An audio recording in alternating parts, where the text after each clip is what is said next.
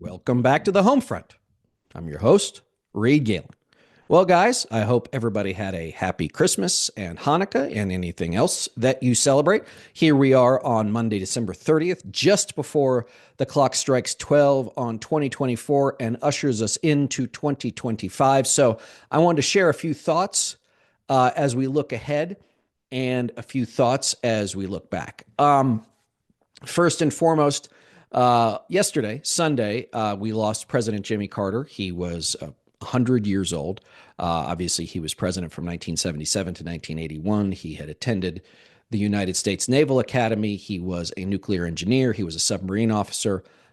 He and his wife were married for decades and had a happy family. He was an evangelical pastor, and perhaps our greatest ex-president that we've ever had.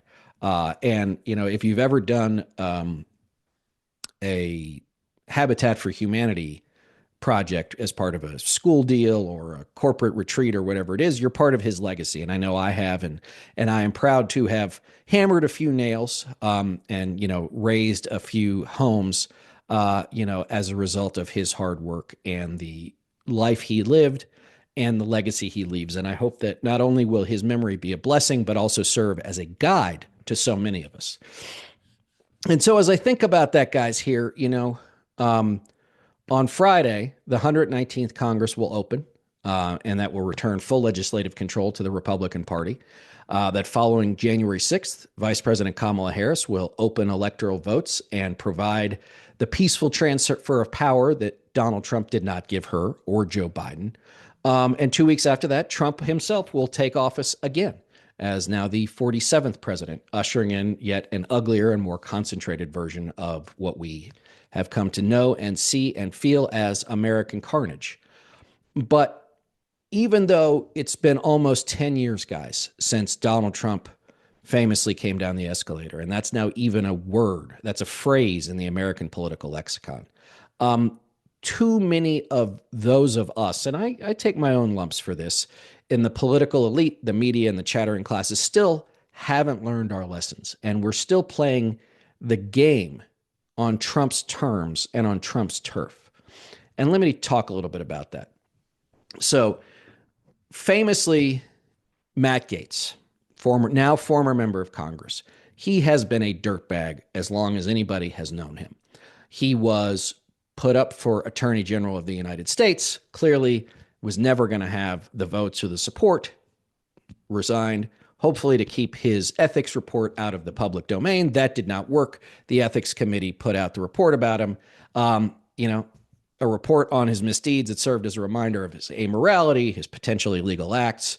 His text messages are both damning and disgusting, and his predatory behavior toward underage girls is unconscionable. Of course, none of this is surprising.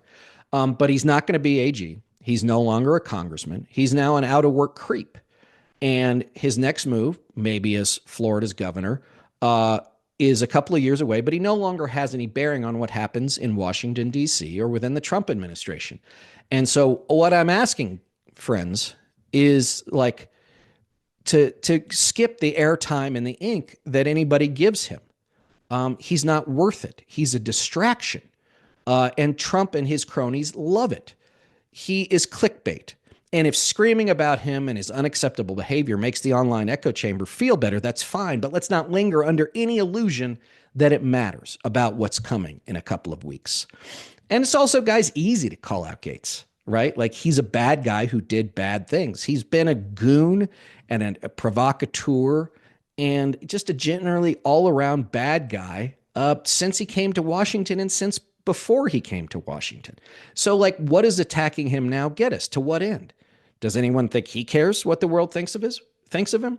Do you think the voters of Florida's 1st Congressional District, who kept electing him, care? Given that 74 million of our fellow Americans elected a guy like Matt Gaetz in the mold of Matt Gaetz in the name of Donald Trump, do we believe that those people really are paying attention to who and what he is right now?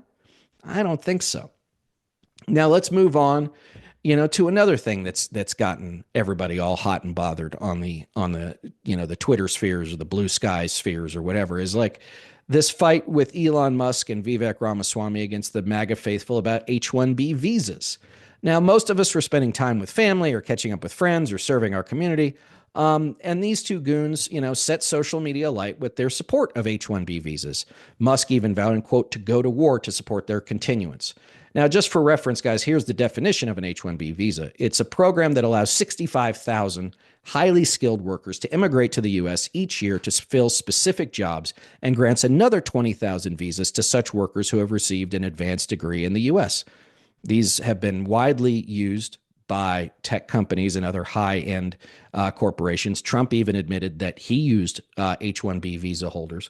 But the MAGA faithful were unhappy and are unhappy because they don't want immigration of any kind, legal or otherwise. Trump weighed in and voiced his support, but this shouldn't surprise anybody who's been paying attention. Musk has a lot of airtime, a lot of money, and he's a rich guy just like Trump pretends to be. If you thought that Trump isn't going to side with the oligarchs every opportunity he gets, like I got a bridge in Arizona to sell you. And so I think we should just be under, a very clear idea of what it is and who it is we're dealing with, which is Trump will always sell out his average voter to keep Elon happy or to keep corporate America happy, to keep CEOs happy, to keep his donors happy. So let's not be clear. We should not be clear, but let's not be surprised. The commentary declared that this was the beginning of MAGA's self-immolation, which A, very well might happen, B, might derail some of Trump's plans, and C, is expected, with a roster of ugliness and amorality that Trump's, inner circle represents. But just as a reminder, as I've said before, guys, and you've heard me say this, is the only people MAGA hates more than you or me, and you and me or each other. This is going to happen. But it's fun to see MAGAs attack each other, but also remember that the Project 2025 goons are happy for this distraction. This is all noise.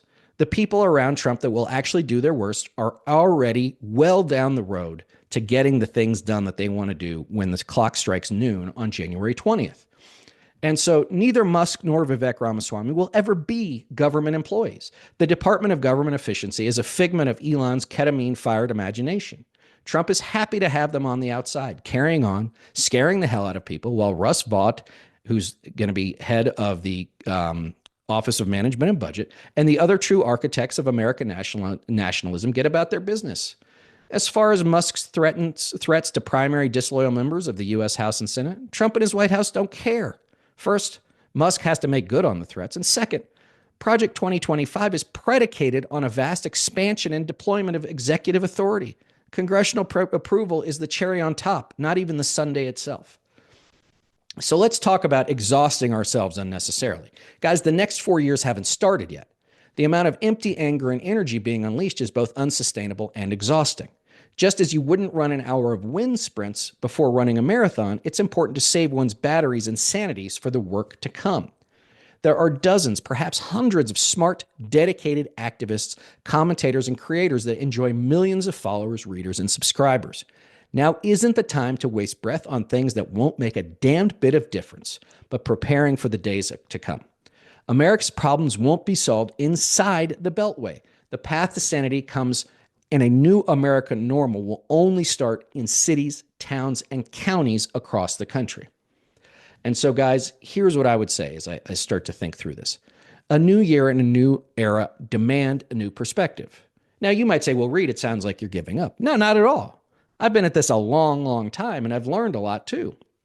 First and foremost, what's exciting people on social media, especially during vacation season, has little to no bearing on the lives of otherwise normal Americans.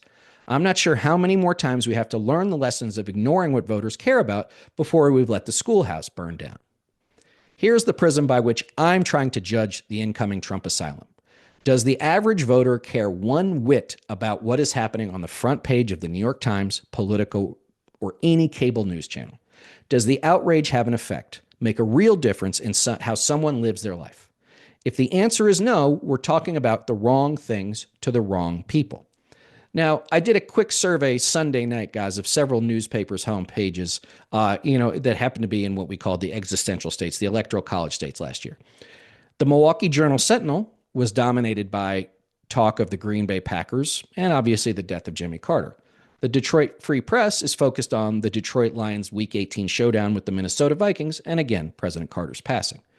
The Philadelphia Inquirer is running with the Eagles, Jimmy Carter, and another local sports story. Will Bunch's column on Trump's Greenland insanity is 3/4 of the way down the page. The Atlanta Journal-Constitution, not surprisingly, is completely dedicated to President Jimmy Carter's life and legacy. Past that, the top links include a story about lottery winners, damage from a recent storm, and the fight over Georgia's Medicaid contract, which policy-wise actually is really important. But Reed, aren't you just giving Trump a pass to do whatever he wants? Again, not at all. Most of what he has proposed as part of his program enjoys little support among the majority of the country. To impact policy and politics, talking to one another does nothing. Creating a new conversation and communities out in the states where trusted voices and peers can carry messages and news is crucial to defending the republic these next 4 years. Guys, I'm under no illusion about what Donald Trump's presidency means for the U.S., for our fellow citizens, or for the world at large. Playing his game again, though, is not the answer. He's built up a wall of sycophants, judges, and billionaires to feel invulnerable. Therefore, we must begin our work at the other end of the spectrum, on the ground, where Trump's worst instincts will have the worst impact.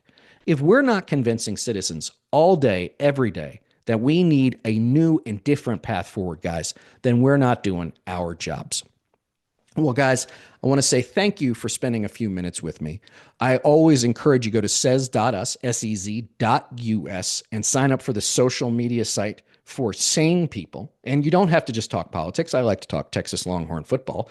Go Horns on New Year's Day. Also, I hope you will go to my Substack, also called The Home Front. You can find me on Twitter, Blue Sky, and Says Us at Reed Galen, on Instagram and TikTok at Reed_Galen USA. As always, gang, thanks for everything. I hope you guys have a very, very healthy and happy holiday season. Hang in there, everybody. We're going to get through this together. We're going to lock arms. Guys, it will be hard, but I promise you the work will be worth it. Until then, we'll see you next time.